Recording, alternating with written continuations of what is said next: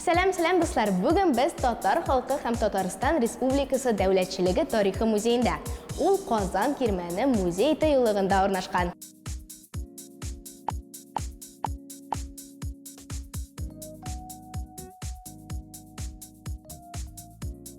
Күргәзмәнең исеме танылган татар шагыйре Хәсән Туфанның 1953 елда язылган «Туган тел» шигыреннән алынган. Ул «Кайгылар телем түгел син, шатлыгым теле бүген» дип атала.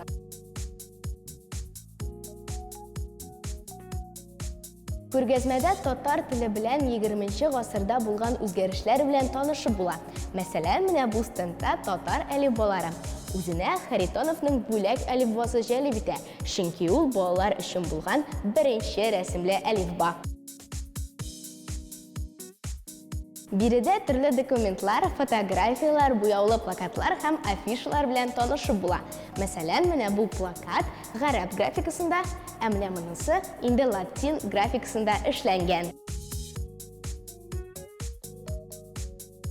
Күргәзмәдә татар теленең тарихы белән танышып була. Мәсәлән, безнең әби-бабаларыбыз узган гасырда гарәп графикасында укыганнар һәм язганнар.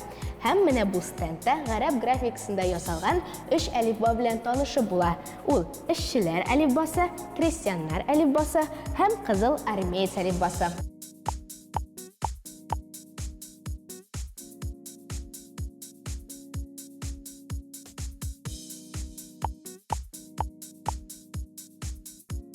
Мен 1917 елдагы революциядән соң латин алфавитын куллана башлыйлар, ә 1939 елдан алып кириллицада язалар. Дуслар, менә бу кириллицада булган татар алфавиты. Күргәзмәнең иң кызыклы экспонаты Яңалиф исемле 1930 елда барлыкка килгән язу машинасы. Аның авторы Шейх Али.